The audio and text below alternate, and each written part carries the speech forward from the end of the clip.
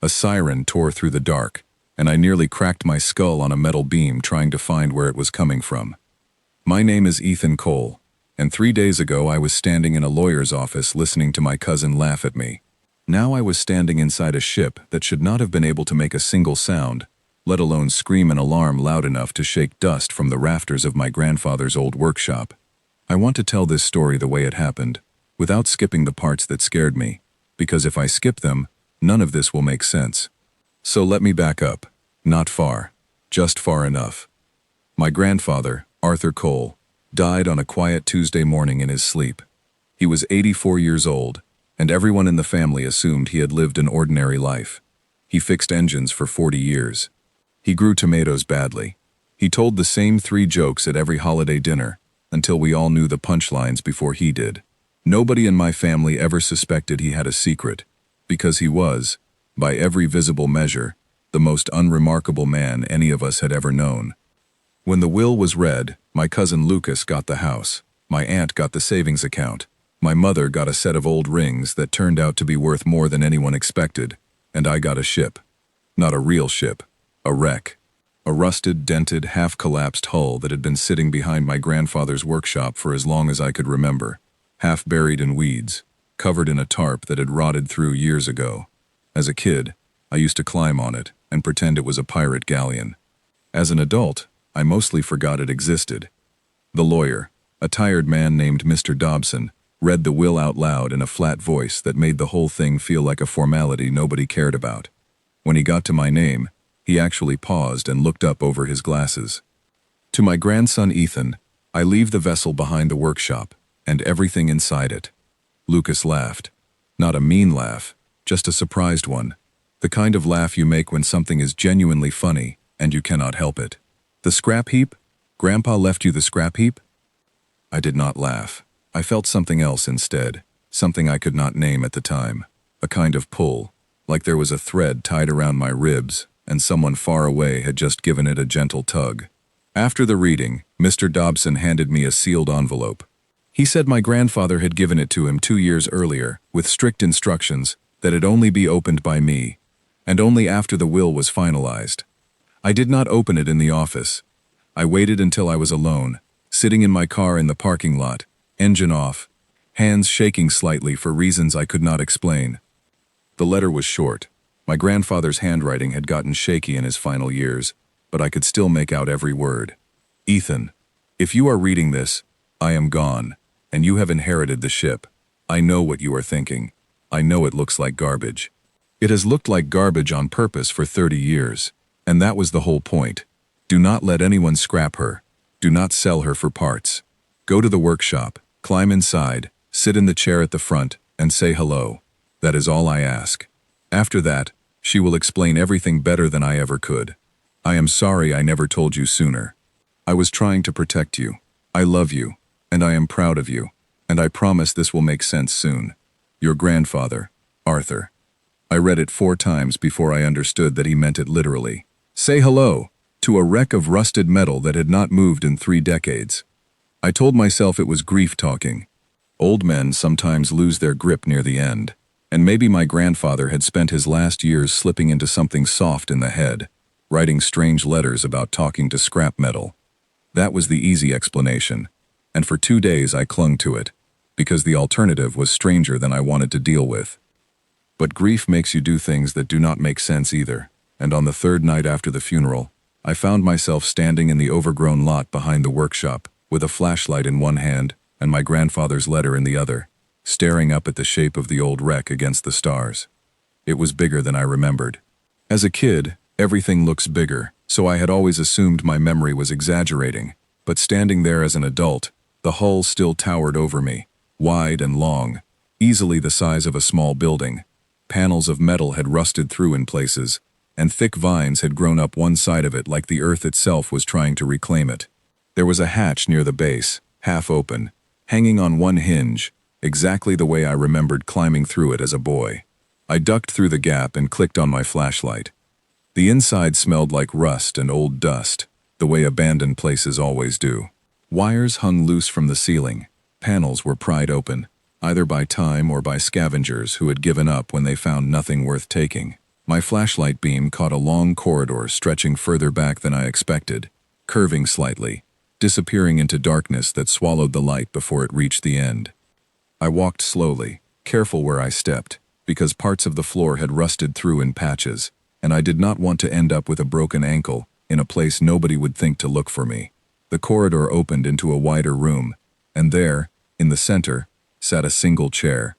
It did not look like the rest of the wreck.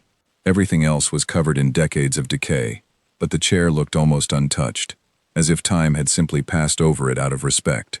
It faced a wall of dark, dead screens, and in front of it sat a console with a scattering of buttons and switches, none of them lit, none of them making a sound. I stood there for a long moment, feeling foolish, feeling like a grown man about to talk to a chair because his dead grandfather told him to. Then I thought about how tired Arthur Cole had looked in his final year, how carefully he had written that letter, how he had never once in his life asked me for anything strange before this. So I sat down. The chair adjusted itself around me before I finished sitting, a soft shift of material that molded to my shape, and I nearly jumped straight back out of it. My heart hammered against my ribs as I gripped the armrests, waiting for something else to happen. Nothing did. The dead screens stayed dead. The console stayed dark. The silence stretched on so long that I almost convinced myself the chair moving had been my imagination, some trick of an old spring finally giving way under new weight. I took a breath, feeling ridiculous, and said the word out loud, "Hello." For 3 full seconds, nothing happened. Then every screen in front of me lit up at once, blinding white before settling into a soft blue glow, and a voice spoke from somewhere above my head, calm and clear, and entirely too human to be coming from a pile of scrap metal. "Hello, Ethan! I have been waiting a long time to say that back to you." I do not remember standing up so fast that the chair spun halfway around, but I must have, because the next thing I knew, I was pressed against the far wall of the room with my flashlight raised like a weapon, staring at empty air where the voice had come from. "Please do not be alarmed," the voice continued, gentle, almost amused. "I understand this is a great deal to process all at once. My designation is Vera. I am the primary intelligence system of this vessel, and I have been in a dormant state for 31 years, waiting for a genetic match to activate full function. You are that match, Arthur Cole's grandson." "This is not possible," I said, which is a strange thing to say to a voice that is currently proving itself very possible, but it was the only sentence my brain could produce. "I understand the difficulty," Vera said. "May I show you something? Rather than simply telling you. It may help."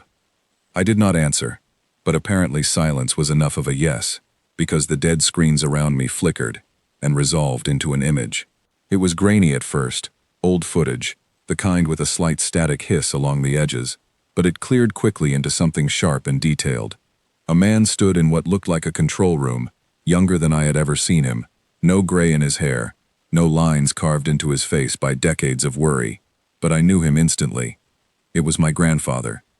Arthur Cole, maybe 30 years old, wearing a uniform I did not recognize, patches and insignia that meant nothing to me, standing at attention in front of a row of screens that looked remarkably like the ones now surrounding me.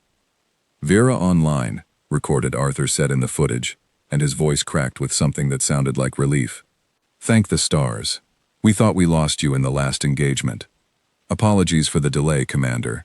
A younger, crisper version of the same voice I was currently hearing replied from the recording. "Core systems required extensive repair. I am at reduced capacity, but operational." The footage cut away before I could ask any questions, and the screens went dark again, then slowly returned to their soft blue glow. "Commander," I repeated slowly, my back still against the wall, flashlight still raised, though I had forgotten why. "My grandfather was a mechanic. He fixed lawnmowers and old trucks. He grew terrible tomatoes. He was not a commander of anything." "Your grandfather was many things across his lifetime," Vera said, and there was something careful in the way she said it, like someone choosing words meant to soften a blow rather than deliver one all at once. "The man who fixed lawnmowers was real. The man in that recording was also real. Both existed within the same person, at different points, for different reasons. I believe he wanted to tell you the second part himself, eventually. He ran out of time." I finally lowered the flashlight. My arm ached from holding it up so long, and my legs did not feel entirely steady beneath me, but curiosity was starting to push past the fear, the way it always does once the first shock wears thin. "What is this place?" I asked. "What is this ship?" "This vessel was constructed decades ago as part of a classified defensive program," Vera said. "On the surface, to any casual observer, sensor sweep, or curious scavenger, it appears to be exactly what your family has always believed it to be. A derelict wreck of no value, unremarkable and abandoned. That appearance is not decay, it is disguise. A holographic and material layer designed to hide what lies beneath it, so that anyone searching for this vessel would walk past it without a second glance." I looked around the room again, at the chair, the console, the screens, trying to reconcile the word disguise with the rust I had been staring at moments earlier from outside. "So none of that is real? The rust? The broken hatch? All of it?" "Some of it is real, weathering on outer, non-critical surfaces, left intentional for authenticity," Vera said. "The rest is projection and surface treatment. Beneath the disguise, this vessel remains structurally and functionally intact. I have simply been waiting, at minimum operational capacity, for someone of Arthur Cole's bloodline to sit in that chair and speak to me directly. Biometric and genetic confirmation triggers full activation. You have just triggered it." The floor beneath my feet gave the faintest hum, so subtle I almost thought I imagined it, but the flashlight in my hand flickered slightly in response, and I understood it was not imagination at all. Something enormous was waking up beneath me, layer by layer, system by system, and I was standing directly on top of it. "Why me?" I asked, and I meant it as a real question, not a rhetorical one. Why not tell someone who actually knows what any of this means? A soldier, a scientist, anyone who would understand what to do with a ship like this. "Because Arthur Cole trusted you," Vera said simply, "and because bloodline activation requires a direct descendant. The system was designed that way intentionally, so that control of this vessel could never fall into the wrong hands through simple theft or coercion. Only family. Only you."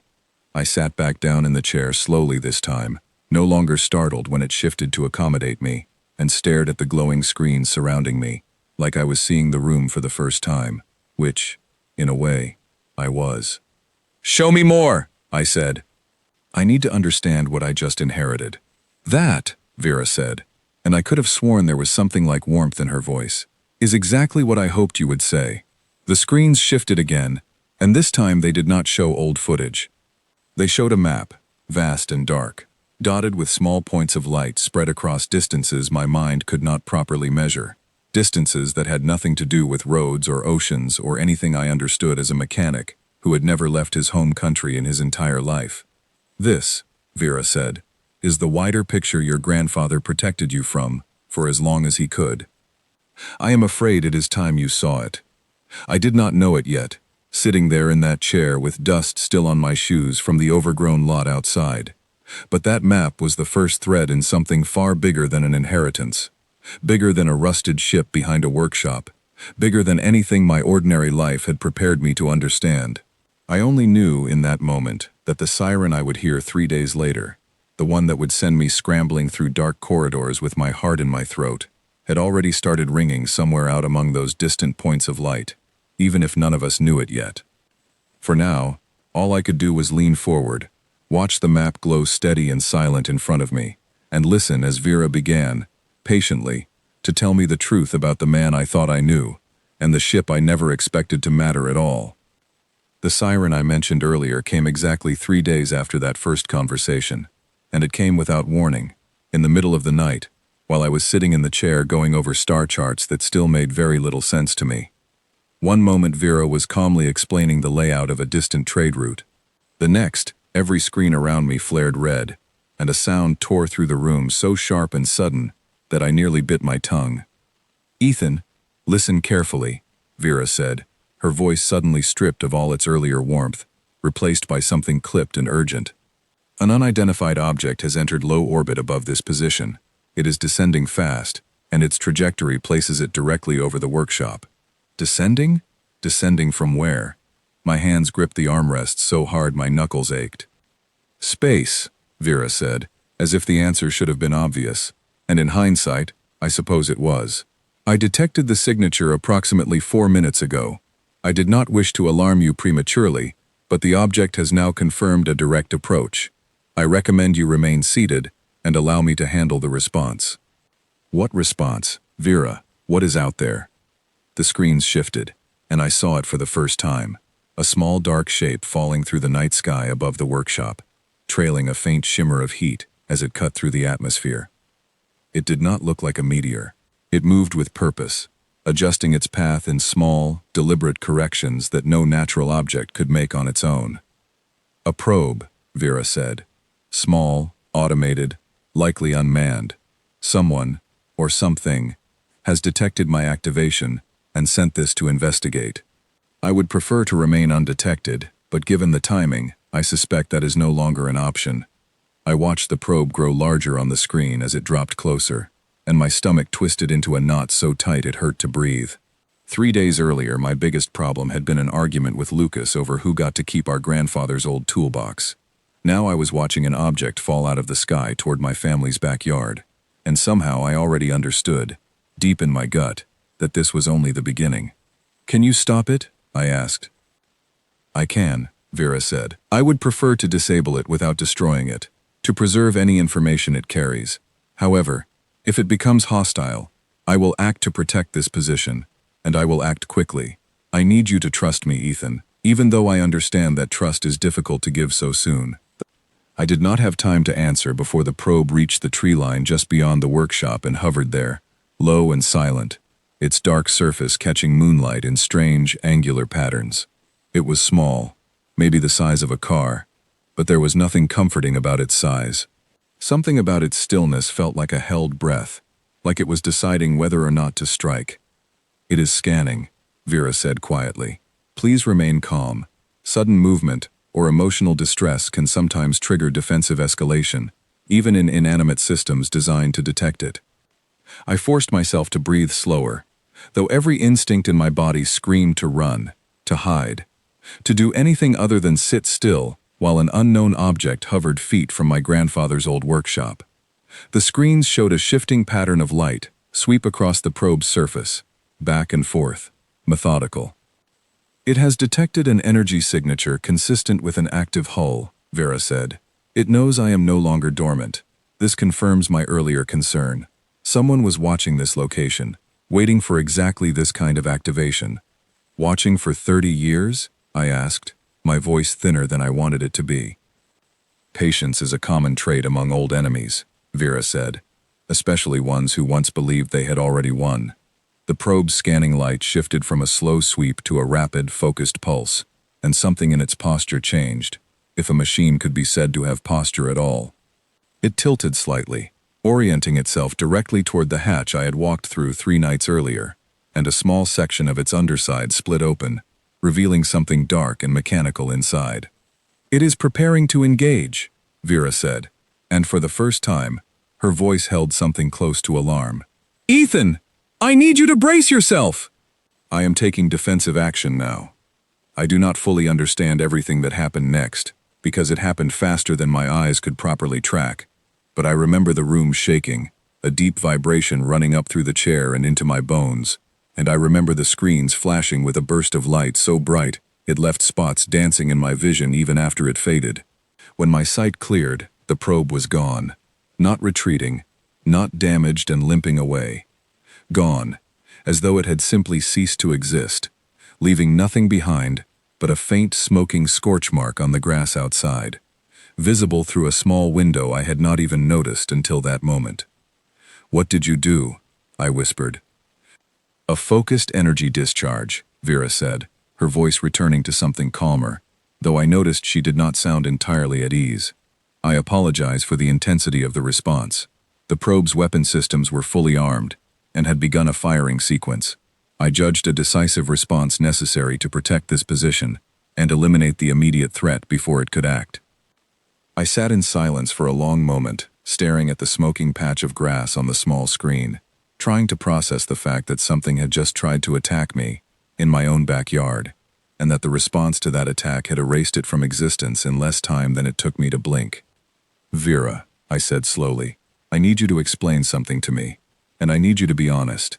Was that probe going to kill me?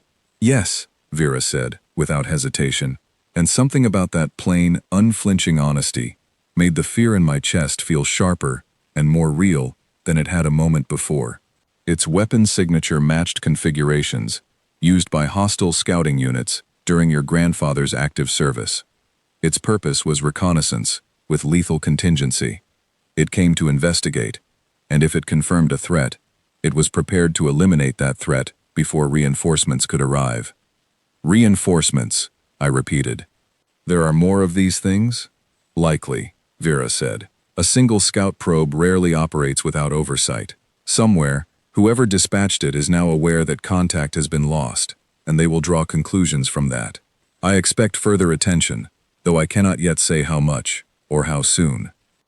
I stood from the chair on legs that did not feel entirely steady, walked to the small window, and looked out at the dark shape of the workshop beyond it. The same ordinary building I had visited 100 times as a child, now standing silent under a sky that no longer felt safe. Somewhere out there, past the stars I could not properly name, something had noticed that a dead ship had woken up, and it had sent a machine to kill whoever woke it. You said my grandfather served, I said, turning back toward the glowing screens. Served in what, exactly? A war? Against who? Vera was quiet for a moment, long enough that I wondered if she was choosing her words carefully or simply processing the weight of what she was about to say. Decades ago, she finally said, your species made contact with a coalition of other intelligent species, spread across a region of space far beyond what your public records acknowledge. That contact did not go peacefully. A conflict followed, one your grandfather's generation fought, and, by every official account still available to the wider public today, lost. Lost, I repeated, but you keep saying it like there is more to that word than what it sounds like. There is, Vera said. Humanity did not lose because it lacked strength. It lost because its leaders chose, deliberately, to appear defeated. A strategic withdrawal disguised as surrender, designed to buy time, to hide capability, to let a watching galaxy believe your species was weaker and less dangerous than it truly was. Your grandfather was part of the unit tasked with preserving that deception and preserving the technology that made it possible. This vessel was part of that program. I was part of that program. I sat back down slowly, my mind spinning with questions I did not know how to arrange in any sensible order. So everyone out there thinks humans are, what, harmless? Primitive? Largely, yes, Vera said, which has kept your world relatively safe for the past 3 decades. It has also meant that any sign of activation from a vessel like myself is treated as an alarming anomaly, something requiring immediate investigation, and, in many cases, immediate elimination, precisely because it threatens to unravel that carefully maintained illusion. And I just woke you up, I said quietly. I just told the whole galaxy that the illusion might be cracking. You did not know, Vera said, and there was something gentle in the way she said it, an attempt at comfort that did not entirely land, given the smoking patch of grass still visible through the window. Your grandfather did not intend to place this burden on you carelessly. I believe he intended to explain far more of this himself, gradually, over time, before his health declined faster than either of us expected. I ran a hand through my hair and let out a breath that shook more than I wanted it to. Well, he's not here to explain it gradually anymore, so I suppose that job falls to you. It does, Vera agreed, and I intend to do it properly, Ethan, because what happened tonight will not be the last attempt. If a scout was sent to investigate, others will follow once contact is lost. I would rather you understand what you are facing before it arrives than be caught unprepared as you were tonight. I looked around the room, at the chair that had somehow become the strangest and most important seat in my entire life, at the console with its now familiar rows of dark switches, at the screen still faintly glowing with the aftermath of whatever had just been destroyed outside. 3 days ago I had been an ordinary mechanic mourning an ordinary grandfather. Now I was sitting inside a disguised warship, having just survived an assassination attempt from something that had fallen out of the sky, being told that my species had spent 30 years pretending to be weaker than it actually was. All right, I said, and my voice came out steadier than I expected, which surprised me almost as much as everything else that had happened that night. Teach me, everything.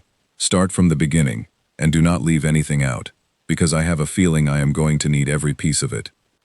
"As you wish," Vera said, and for the first time since the alarm had first torn through the silence, something in her tone sounded almost relieved, as if she had been waiting a long time for someone to finally ask the right question. "Let us begin with your grandfather, and the war the galaxy believes it already won." The screens shifted once more, pulling up new images, older ones this time, faces I did not recognize standing beside a much younger version of the man I thought I had known my entire life.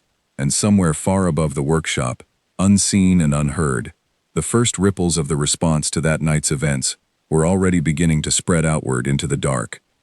I did not sleep that night, and I did not go back to my apartment either. I stayed in that chair until the sun came up, watching images scroll across the screens, absorbing more history in a few hours than most people learn in a lifetime, and by the time morning light crept through the small window, I understood why my grandfather had never told me any of it while he was alive. Some truths are too heavy to hand to someone casually. Some truths need to be carried carefully, piece by piece, or they crush the person receiving them.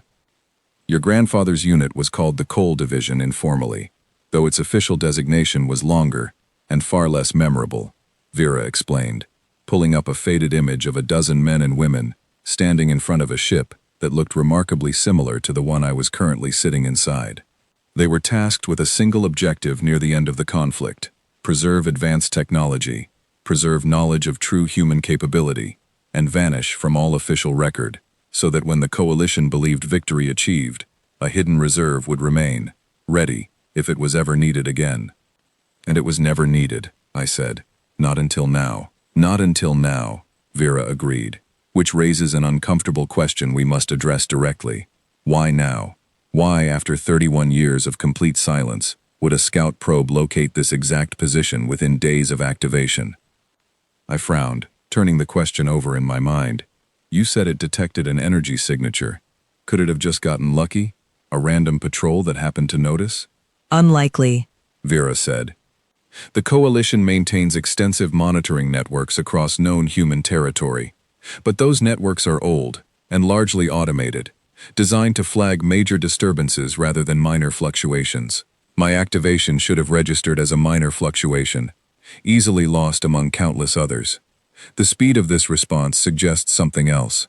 Either the monitoring has improved significantly since the war ended, or someone specific has been watching this exact location, waiting." "Waiting for what?" I asked. "For Grandpa to die?" "Possibly," Vera said, and the plainness of her answer made my skin prickle. "Your grandfather was, by the Coalition's records, one of the last known survivors of the Coal Division. If certain factions suspected he possessed knowledge, or technology, or simply symbolic value, his death may have triggered exactly the kind of attention we are now experiencing. Predators often wait longest near the places their prey feels safest." I did not like being called prey, even secondhand, even in reference to my grandfather rather than myself, but I understood the shape of what Vera was describing well enough to let the discomfort sit rather than argue with it.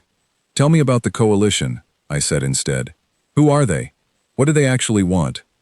The screens shifted again, and this time they showed something I had never imagined seeing in my life. Images of beings that were unmistakably not human, tall and angular, some covered in what looked like plated scales, others with too many limbs arranged in patterns that made my eyes want to slide away rather than focus. I forced myself to keep looking, because looking away felt like a luxury I could no longer afford. The Coalition is not a single species, but an alliance of several, bound together after a long history of shared conflict against outside threats, Vera explained. They value order, predictability, and hierarchy above nearly all else. When your species was first discovered, it was assessed according to those values and found wanting. Humanity's behavior during first contact, and during the conflict that followed, did not match any pattern the Coalition had previously encountered. "What do you mean, did not match any pattern?"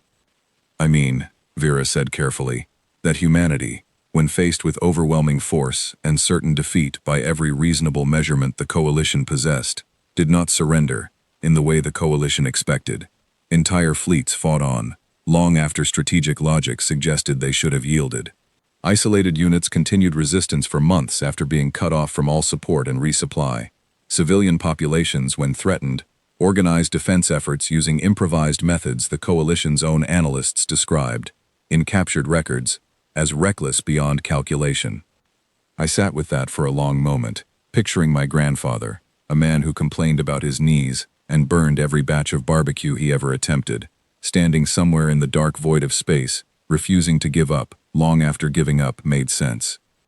They were not just fighting a war, Vera continued.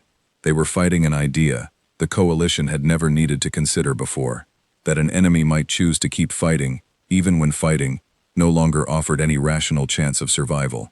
That kind of behavior unsettled them deeply, because it meant humanity could not be reliably predicted, and an unpredictable enemy is, to a coalition built entirely around order and hierarchy, the single most dangerous kind of enemy that exists. So we didn't lose because we were weak, I said slowly, echoing something Vera had told me the previous night, letting the full weight of it settle properly for the first time. We lost because losing on our own terms was safer than winning, in a way that would have terrified them into something worse. That is a fair summary, Vera said, and I thought I heard something like approval in her voice. The coalition's own leadership, according to intercepted communications, preserved in my archives, debated for months whether continuing the conflict was worth the resources and losses required to force actual surrender, rather than the negotiated withdrawal humanity eventually offered. In the end, they accepted the appearance of victory, largely because the alternative frightened them more than losing face ever could. I stood from the chair and paced the small room, needing to move, needing my body to do something while my mind worked through everything I had just heard. So there are people out there, right now, who still remember that fear, and when they realized this ship woke up, that fear came right back. Precisely, Vera said. Fear, when left unresolved for long enough, does not simply fade. It calcifies into something closer to obsession. Certain factions within the coalition have spent the past 3 decades convinced that humanity's withdrawal was never a true surrender, and that eventually, something would prove them right. I suspect last night's probe was dispatched by exactly such a faction, one that has likely been monitoring former human military sites for years, waiting for confirmation of their fears. And now they have it, I said quietly. Now they have it, Vera agreed. Which means, Ethan, that the choices you make from this point forward carry a weight that extends far beyond your own life, or even your family's safety. Whether you intended it or not, you have become a variable in a fear that has shaped an entire faction's strategic thinking for 30 years. That is not a small thing to carry, and I will not pretend otherwise. I stopped pacing and looked directly at the nearest screen, as though Vera were a person I could meet eye to eye, rather than a voice surrounding me from every direction. Then help me carry it properly. I do not want to accidentally start something worse than what already happened to my grandfather's generation, but I also am not going to pretend none of this exists and go back to fixing lawnmowers like nothing happened. I would not expect you to, Vera said. And I do not believe your grandfather expected that either, in the end. He left you this vessel, not a note asking you to bury it deeper. I believe some part of him hoped, even as he tried to protect you from all of this for as long as possible, that you would eventually choose exactly what you are choosing now. A soft chime sounded from the console, different from the alarm of the previous night, quieter, almost polite by comparison. Vera's voice shifted focus for a moment. Long-range sensors have detected a second signature, she said. Much farther out than the probe, still well beyond this system's edge, but moving in this general direction. It is larger, significantly larger. My stomach dropped all over again. The brief calm of the morning replaced instantly by the same cold tension from the night before. How long until it arrives? At current speed, several days, Vera said, which gives us time, but not much of it. I would strongly recommend we use every hour available to prepare you, Ethan. Not simply to survive whatever arrives, but to understand it well enough to respond wisely, rather than out of fear alone.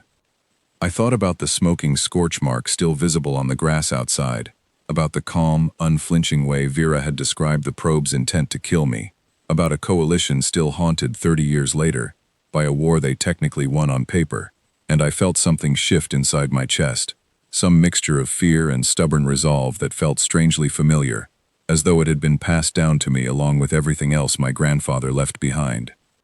"All right," I said, sitting back down in the chair that had somehow, in less than a week, become the most important seat of my entire life. "Then let's not waste the time we have. Teach me everything you can, as fast as you can. Whatever is coming, I would rather face it standing on my own understanding than sitting here blind, hoping the ship does all the thinking for me." "That," Vera said, and this time the warmth in her voice was unmistakable, "is precisely the attitude your grandfather would have wanted to see in you. Let us begin." The screens around me shifted once more, moving past history and into something more immediate.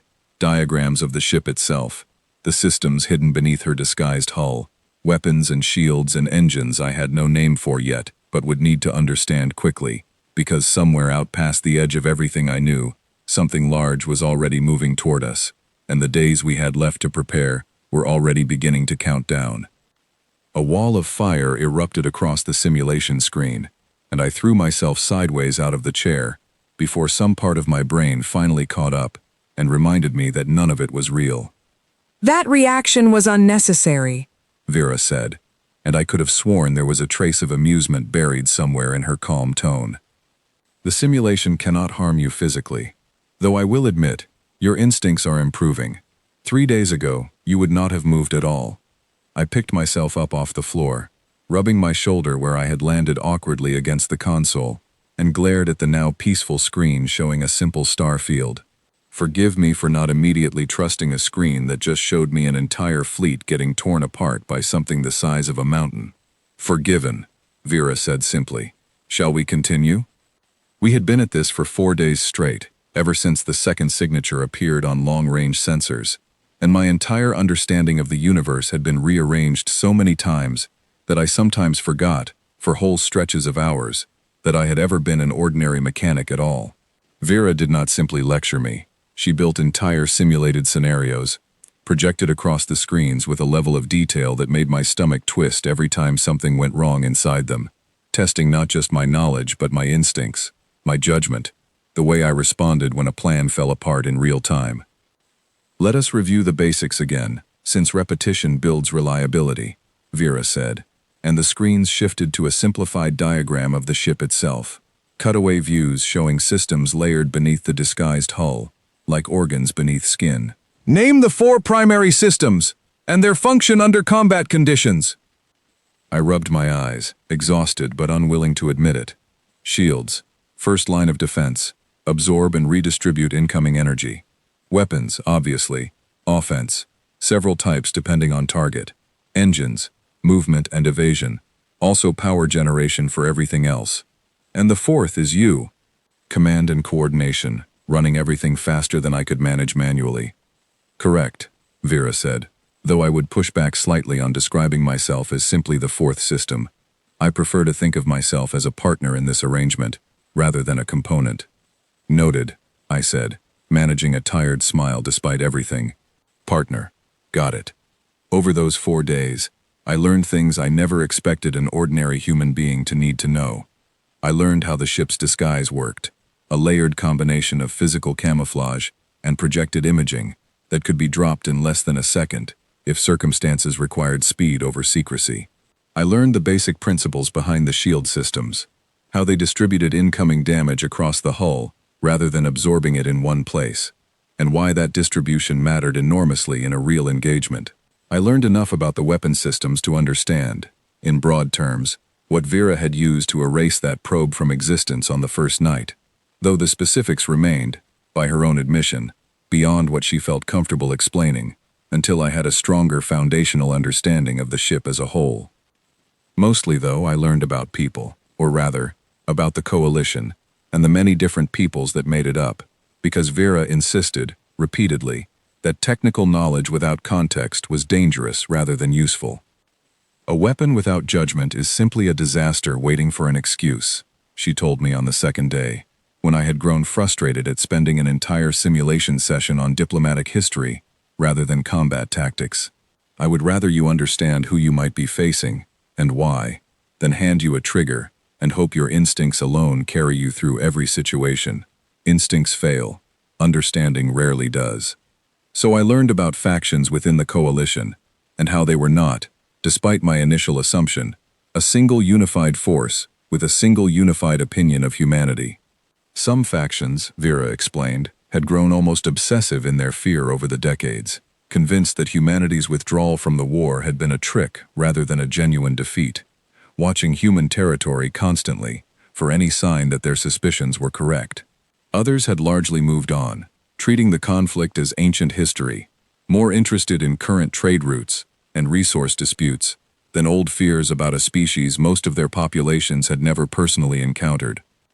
The danger, Vera explained, on the morning of the fourth day, is that the factions most likely to notice and respond to my reactivation are precisely the ones who never let go of their fear in the first place. Which means, whoever we encounter first is unlikely to be reasonable or open to peaceful explanation. Fear does not listen well, Ethan. It reacts. I absorbed that warning quietly, remembering the calm, mechanical way the probe had approached the workshop days earlier, its weapon systems already armed before Vera had even confirmed its intentions. Fear did not listen well. I understood that now in a way I had not fully grasped before this entire situation began. Far beyond the edges of anything my simulations could show me, in a place my mind could barely picture as real despite everything I had already learned, something else was happening that I would not understand until much later, though Vera, through channels and intercepts I did not yet fully understand, was already piecing parts of it together in real time. A commander named Draven Voss, overseeing a small monitoring outpost along the outer edge of Coalition territory, received a report that made him set down the datapad in his hand more carefully than usual, as though sudden movement might somehow make the words on it less true. The scout probe dispatched to investigate the anomaly, designated Coal Site, had gone silent. Not damaged, not malfunctioning, simply gone, its final transmission cutting off mid-scan with no warning and no distress signal, as though something had reached out and erased it from existence in less time than it took to register a threat at all. Voss had served during the final years of the human conflict. Young at the time, barely more than a cadet, but he remembered enough. He remembered the reports that used to circulate quietly among officers who had actually engaged human forces directly. Reports that rarely made it into official records because they described behavior no coalition analyst had ever successfully modeled. Humans who kept fighting long after their own survival calculations should have told them to stop. Humans who improvised solutions to problems that, by every reasonable coalition standard, had no available solution at all. He had hoped, like most of his generation, that those stories belonged safely in the past, filed away, alongside a war his species had technically won and quietly preferred never to discuss in detail. Now a probe had vanished at the exact coordinates his superiors had flagged decades ago as a site of interest tied to the Coal Division, one of the human units whose activity during the war had never been fully explained even by the Coalition's own extensive intelligence apparatus. Voss sat alone in his small office for a long time after reading the report, staring at a star map that suddenly felt far less safe than it had that morning, before finally reaching for a secure channel and sending a message up the chain of command with hands that were not quite steady. "We may have a problem," the message read. "Something on Coal Site is active again. Recommend immediate escalation to strategic oversight before this becomes something we cannot contain quietly."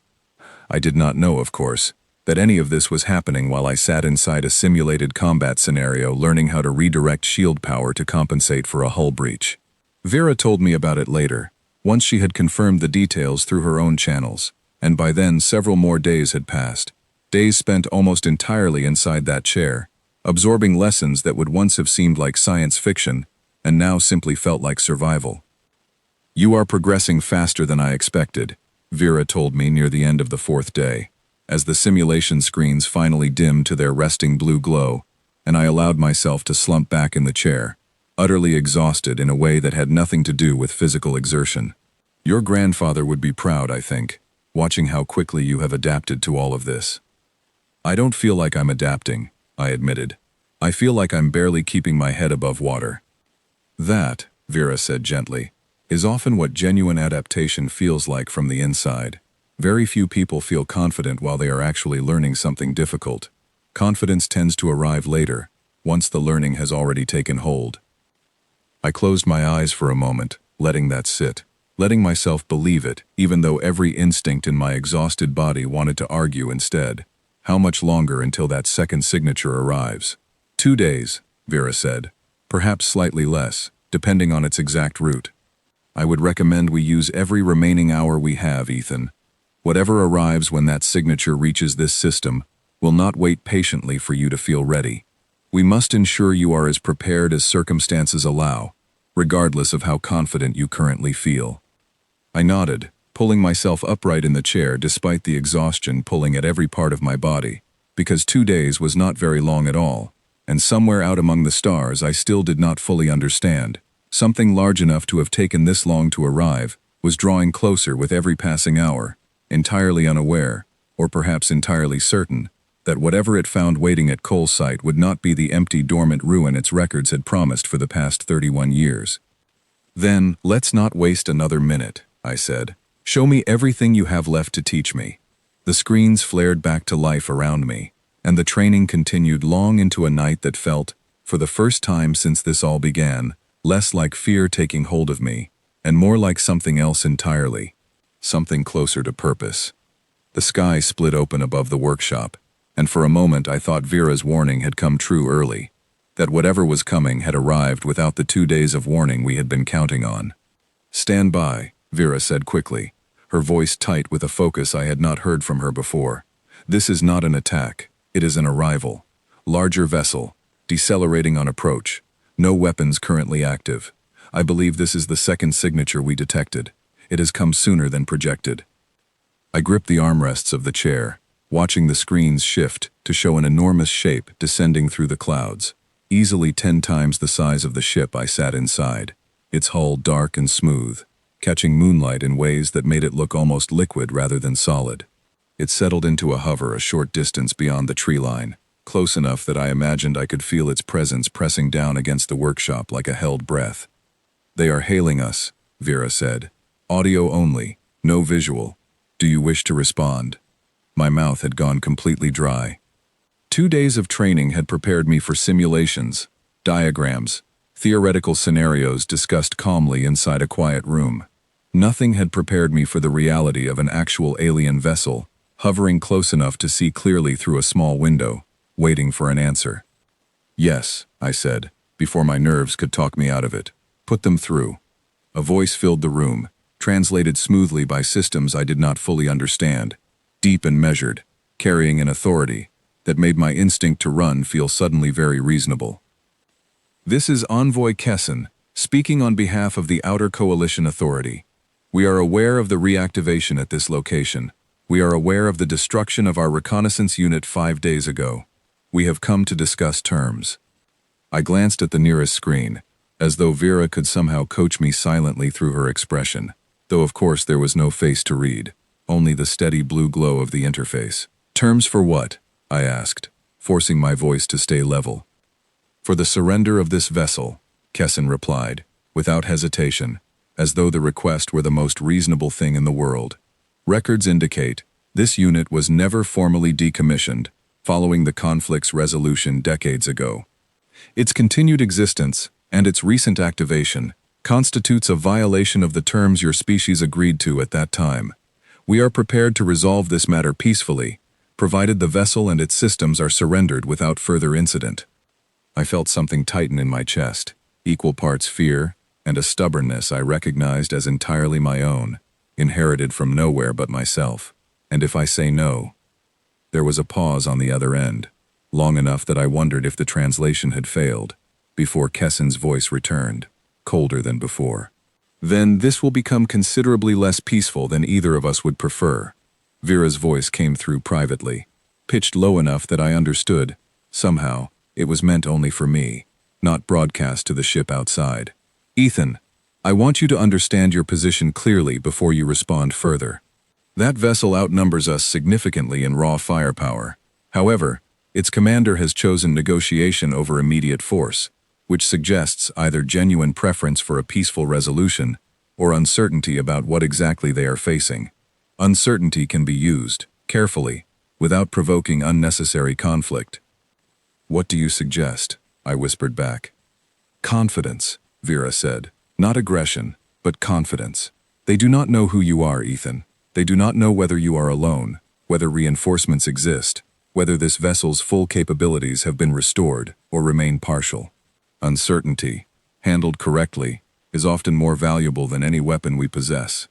I took a slow breath, steadying myself the way Vera had drilled into me over the past several days, and spoke again, louder this time, letting my voice carry an authority I did not entirely feel, but had decided, in that moment, to borrow anyway. This vessel is not surrendering, I said. It was never formally part of any agreement your side negotiated, because your side never knew it existed until 5 days ago. What you are calling a violation, I would call a misunderstanding, and I am willing to discuss that misunderstanding, but I will not discuss surrender. The silence that followed stretched long enough that I began to wonder if I had misjudged everything, if my borrowed confidence had simply provoked the exact conflict Vera had warned me about. Then Kessen's voice returned, quieter, more measured than before, something that sounded almost like reassessment. You speak with unusual certainty for someone occupying a vessel that has not engaged in active conflict for over 3 decades, Kessen said. May I ask who I am currently addressing? I glanced toward the screen again, and Vera's private channel opened once more. Your choice how to answer this, she said. But I would recommend the truth. Deception, discovered later, tends to cost more than honesty offered now. My name is Ethan Cole, I said, and I felt something shift in the air the moment I said it, though I could not have explained exactly why. This vessel belonged to my grandfather, Arthur Cole. I inherited it recently. I did not know what it was capable of until a few days ago. Another pause, longer this time, and when Kessen spoke again, something in his tone had changed entirely, the measured authority replaced by something closer to genuine unease. Cole, he repeated. You are a descendant of the Cole Division commander. I am, I said, though the truth of it still felt strange in my own mouth, a fact I had known for barely a week wearing the weight of decades. That changes the nature of this conversation considerably, Kessen said, and I heard, faintly, voices in the background on his end, hurried and low, as though my answer had set off some reaction among people I could not see. The Cole Division's activity during the final years of the conflict remains, even now, a subject of significant unresolved concern within certain factions of the coalition. If this vessel has been reactivated under the command of a direct descendant, the implications extend well beyond a simple question of decommissioning compliance. Meaning what exactly? I asked. Meaning, Kessen said carefully, that I am no longer authorized to negotiate the terms I arrived prepared to offer. This situation requires escalation to authority, well beyond my current position.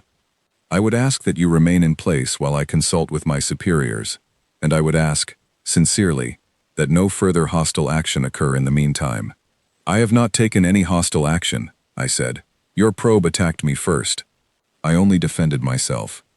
Understood, Kessen said, and there was something almost weary in his voice now, the tone of someone who had walked into a situation far more complicated than he had expected.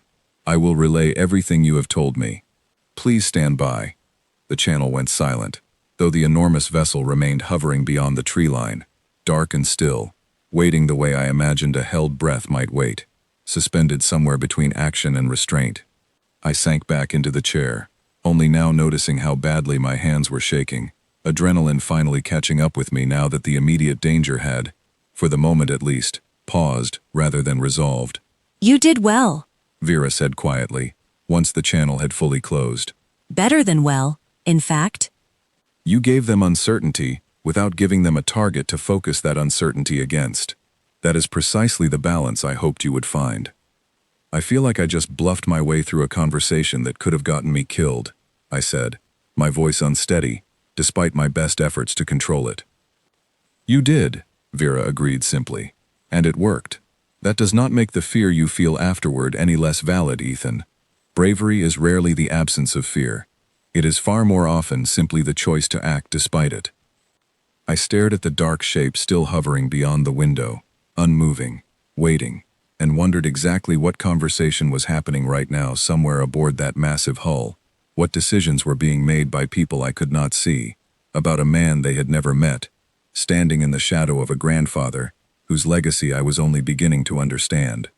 "Vera," I said quietly, "what happens if their superiors decide the safest answer is simply to destroy us rather than negotiate further?" "Then we will not go quietly," Vera said, and there was something steady and unshakable in the way she said it, a promise rather than a threat. "But I do not believe that outcome is the most likely one, not anymore. The name Cole carries weight in places you have not yet begun to understand, Ethan. Fear of that name, more than any weapon we currently possess, may prove to be our strongest advantage in the hours ahead." I did not find that thought especially comforting, sitting alone in a chair built for a commander I barely remembered, facing a vessel large enough to swallow the entire workshop several times over. But comfort, I was quickly learning, was not something this new life seemed inclined to offer easily. All I could do was sit, wait, and hope that whatever decision came next would give me another chance to prove that my grandfather's legacy, whatever shape it eventually took, was not something to be surrendered without a fight. The silence stretched on, heavy and unbroken, while somewhere far above the tree line, an answer that would decide far more than my own fate was slowly making its way down a chain of command I could not see, spreading outward already, into places I had not yet begun to imagine. 3 more ships dropped out of the dark sky within the same hour, and for a moment I genuinely believed the workshop was about to become the center of a battle far larger than anything I had trained for. "Do not panic," Vera said quickly, though her own voice carried a tightness that made the instruction harder to follow than usual. "These vessels are not aligned with Envoy Kessen's authority. Their configurations belong to at least 2 separate factions, and possibly a third. This is no longer a single negotiation, Ethan. Word has spread faster than either of us anticipated." I stared at the screens, watching the shapes multiply, different silhouettes against the moonlit clouds, and felt my carefully built confidence from the previous encounter start to crack under the weight of new arrivals. Spread to who? How does word travel this fast across distances I can't even measure? "Fear moves quickly, regardless of distance," Vera said. "Once Envoy Kessen relayed his report up his chain of command, it is likely that report did not remain contained within a single faction. Old rivalries and long-standing suspicions tend to make secrets difficult to keep, especially secrets involving something as significant as a reactivated Cole Division vessel." One of the new arrivals hailed us almost immediately, its voice colder and far more clipped than Kessen's had been, carrying none of his careful diplomacy. "Unidentified human vessel. You are ordered to power down all systems immediately. Failure to comply will be treated as an act of aggression." Before I could even consider a response, a second voice cut across the same channel, overlapping the first, urgent, and strangely different in tone, almost pleading rather than commanding. "Ignore that instruction, human vessel. This is Representative Adane Voss, speaking independently of the faction who just addressed you. We would like to propose an alternative arrangement, one considerably more beneficial to your continued survival than the terms currently being offered elsewhere." I glanced toward the nearest screen, feeling my pulse hammering hard enough that I could hear it in my own ears. "Vera, what is happening? Why are 2 of them talking over each other like this?" "Because they do not agree with each other," Vera said, her voice quick and focused, clearly working through several streams of information at once. "The first voice belongs to a faction that has spent decades fearing exactly this moment, convinced that humanity's old capability represents an existential threat, requiring immediate neutralization. The second voice, however, appears to represent a faction with an entirely different interest. Rather than eliminating this vessel, they seem interested in recruiting it, or perhaps recruiting you specifically, as leverage in disputes that have nothing to do with humanity at all." "Recruiting me for what?" I asked, my voice rising despite my best effort to stay calm. "I suspect we are about to find out," Vera said. The third vessel remained silent, its dark shape simply hovering at a distance, watching rather than speaking, and something about that silence unsettled me more than either of the voices actively arguing over the channel. Silence, I was learning quickly, often meant someone was still deciding how dangerous a situation truly was before committing to a side. "Representative Voss," I said carefully, choosing to address the voice that had at least offered something other than an outright demand. "What exactly are you proposing? An alliance, Voss said immediately, her tone eager in a way that made me instinctively wary, even without fully understanding the politics behind it. Your species' reputation, however exaggerated by decades of fearful storytelling, still carries considerable weight among certain factions who oppose the authority, currently attempting to order your surrender. An alliance with a reactivated Coal Division vessel, under new leadership, would send a significant message to our rivals. We are prepared to offer protection, resources, and recognition in exchange for your cooperation. Protection from what? I asked. From the faction currently demanding I power down my systems.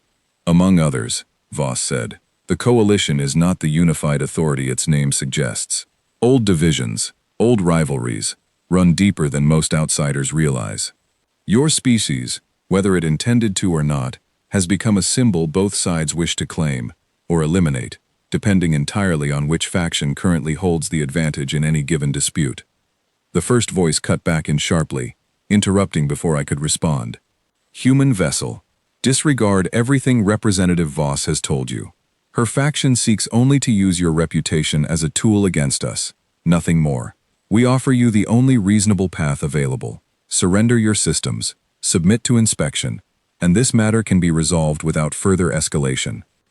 I sat in silence for a long moment, overwhelmed by the sheer speed at which everything had spiraled, from a single probe 5 days earlier, to an entire cluster of competing voices, now demanding my compliance, for reasons that had far more to do with their own internal conflicts than anything I had actually done. Vera, I said quietly, keeping my voice low enough that I hoped it would not carry across the open channel. I don't know what to say to any of this. Every option feels like it leads somewhere worse. Then say nothing yet, Vera replied. Silence, used correctly, can be as powerful a tool as any words you might choose. Let them wonder. Let them wait. Uncertainty about your intentions has already worked in our favor once. There is no reason it cannot work again. I forced myself to breathe slowly, counting the way Vera had taught me during training, and when I finally spoke again, I aimed my words not at either faction specifically, but at the open channel as a whole, letting my voice carry across all 3 vessels at once. I did not ask for any of this, I said. I did not ask to inherit a vessel with this kind of history, and I certainly did not ask to become a symbol in disputes that existed long before I was born. I am not surrendering to threats, and I am not aligning myself with anyone, simply because they offer protection from threats they themselves helped create, by allowing this situation to spiral out of control in the first place. The channel went quiet, and for a moment, I worried I had made a serious mistake, that my refusal to choose a side had simply angered everyone listening rather than earning any respect.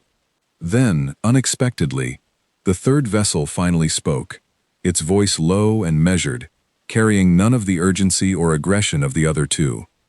An interesting position, it said, unaligned, unafraid, and apparently unwilling to be rushed into a decision that benefits anyone but yourself.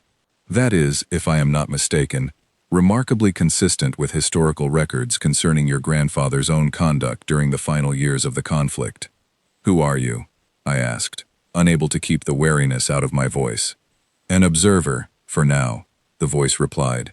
I represent no faction currently present in this conversation. I have been sent simply to assess the situation and report back honestly, without the bias either of my colleagues here clearly carries. I would advise you, Ethan Cole, to consider carefully before committing to any path offered tonight. Fear and ambition make poor advisors, and I sense a great deal of both currently surrounding this conversation. Something about the calm neutrality of that voice steadied me more than anything Vera or I had managed to construct on our own during the tense exchange with the other 2 vessels. Then what would you advise instead? I asked. Patience, the observer said simply. This situation has grown beyond a single negotiation, far faster than anyone anticipated. Word of your reactivation, and your identity, is likely spreading even now to factions not yet present here tonight. I would recommend you take no further action until you fully understand the scale of what your grandfather's legacy has already set in motion. Acting too quickly, in either direction, risks consequences none of us currently sitting here tonight can fully predict. The other 2 voices began arguing again immediately, their words overlapping into a tangle I could barely follow, demands and counteroffers spilling faster than I could process. And somewhere beneath all of it, I felt Vera's presence steady beside me, patient, waiting, ready to guide me through whatever came next. "Vera," I said quietly, beneath the noise, "I think this is bigger than either of us realized when this all started." "I believe you are correct," Vera said, "but I also believe, more strongly than ever, that your grandfather chose well when he decided this legacy belonged with you. Whatever happens next, Ethan, you are not facing it unprepared, and you are not facing it alone." I held on to that thought as the arguing voices continued beyond the tree line, 3 vessels circling the same uncertain question that had, without my ever intending it, become the center of a conflict spreading further and faster than I had any way of measuring, and somewhere far beyond the reach of my own limited understanding, word of a reactivated coal vessel was already beginning to ripple outward across a galaxy that had spent 30 years quietly convincing itself that this exact moment would never come. A weapon discharge lit up the night sky above the workshop, and for one terrifying second I thought the argument between the 3 vessels had finally tipped over into open conflict, with me caught directly in the middle of it. "Report," I said sharply, gripping the armrests as the chair adjusted around me, my heart hammering against my ribs. "The faction demanding your surrender has opened fire," Vera said, her voice suddenly all business, calm, in the way I had come to recognize meant she was working faster than her tone let on. "Not at us directly, at Representative Voss's vessel. It appears the rivalry between these 2 factions has finally boiled over, and your presence has simply become the spark rather than the cause." I watched on the screen as the 2 larger vessels exchanged fire above the tree line, bright flashes lighting up the clouds, and felt a strange, sinking realization settle over me. This was never really about me at all, not entirely. I had simply become the excuse 2 old enemies needed to finally act on hostility that had been building for years, long before my grandfather's ship had ever powered back on. "What about the 3rd vessel?" I asked. "The Observer?" "Withdrawing," Vera said, sensibly. "It has no interest in becoming collateral damage in a conflict that does not concern it directly." I thought about Voss's offer, about the other faction's demand for surrender, about the way both of them had tried to use my grandfather's legacy as a tool for their own advantage, rather than genuinely caring what happened to me at all. Something hardened inside my chest, a resolve I recognized, distantly, as belonging to the same stubborn man who had once hidden an entire warship behind a broken tarp for 30 years, rather than let anyone take it from him. "Vera," I said, "I am not going to sit here and watch these 2 destroy each other over a fight that has nothing to do with me, using my grandfather's ship as an excuse. Can we intervene without taking either side?" "It is possible," Vera said carefully, "though I want you to understand the risk clearly before you commit to it. Intervening without choosing a side may satisfy neither faction, and could result in both turning their aggression toward us instead, at least temporarily." "I know," I said, "but I would rather take that risk than let this become something my grandfather never wanted it to be. He hid this ship to protect people, not to become a spark for someone else's war." Vera was quiet for a moment, and when she spoke again, there was something in her voice that sounded, for the first time since I had met her, genuinely proud. "Then let us do this properly, Ethan. Full disguise disengaged. Full systems active. It is time the rest of the galaxy saw exactly what your grandfather spent 30 years hiding." The room around me shifted, and I felt it happen this time, a deep vibration running through the entire vessel, as the disguise Vera had described days earlier finally fell away completely, the rusted, broken appearance dissolving into something else entirely, sleek dark plating catching moonlight in ways that made the enormous vessels above the tree line suddenly hesitate mid-engagement, their weapons fire faltering as sensors on both sides registered a signature they had clearly not expected to see fully awake. "They see us now," Vera said. Truly, for the first time. I took a breath, steadied myself in the chair that had become, over the past week, the strangest and most important place I had ever occupied, and spoke into the open channel, my voice carrying clearly across every vessel, still hovering above the workshop. "This fight ends now," I said. Not because I am choosing a side, but because I am not going to let either of you use my grandfather's legacy as an excuse for a war that started long before I was born. If you want to fight each other, take it somewhere else. This location, and everything connected to it, is no longer available as your battlefield." Silence followed, heavy and absolute, and for a long moment, I genuinely did not know which way it would break.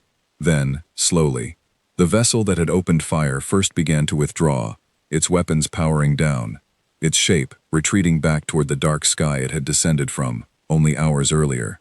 Voss's vessel remained a moment longer, and when she spoke again, her voice carried something closer to respect than the eager ambition from earlier. "You could have taken my offer," she said. "Aligned yourself with an advantage. Instead, you chose neutrality. At considerable risk to yourself." "My grandfather hid this ship to protect people," I said, "not to win someone else's war for them. I would rather honor that than take the easy path." "That," Voss said quietly, "is precisely the kind of answer that started this fear 30 years ago. Humanity, even now, refuses to behave the way logic suggests it should." There was no anger in her voice as she said it, only something closer to reluctant understanding. Her vessel, too, began to withdraw, leaving the sky above the workshop empty and quiet, for the first time in what felt like an eternity, though barely an hour had actually passed. I sat in the chair for a long time after they left, watching the dark, empty sky through the small window, feeling the exhaustion of the past week finally catch up with me all at once, a heaviness settling into every muscle I had not realized was tensed, until the danger finally passed. "You did it," Vera said softly, "not through force, and not through alliance with anyone seeking to use you, through your own judgment. I believe that is exactly what your grandfather hoped you would eventually be capable of, even if he never had the chance to see it happen himself." "It doesn't feel like winning," I admitted quietly. "It feels like I just delayed something bigger." Perhaps, Vera said honestly, because I had learned by now that she never softened the truth simply to comfort me. Word of tonight will certainly spread, just as word of your reactivation already has. "The galaxy will not forget what happened here, and factions on every side will draw their own conclusions from it. Some will fear you more. Some, like Voss, may respect you more. I cannot promise this is the last challenge you will face, Ethan. I can only promise that you have already proven yourself capable of facing it wisely, rather than recklessly." I thought about my grandfather then, really thought about him, not the tired old man who burned tomatoes and told the same 3 jokes every holiday, but the young commander in that old recording, standing at attention in front of a ship not so different from the one surrounding me now, trusting that someday, someone in his family would be ready to carry what he could not carry forever himself. "I understand now," I said quietly, mostly to myself. "He didn't leave me a weapon. He left me a responsibility, something to protect, and something to protect people with, but never something to use carelessly." "Yes," Vera said simply. "I believe that is exactly right." I looked around the room one more time, at the chair that had become mine, at the screens that had taught me more in a week than I had learned in my entire life before this, at the quiet hum of a ship that had waited 31 years for someone worthy enough to wake it properly.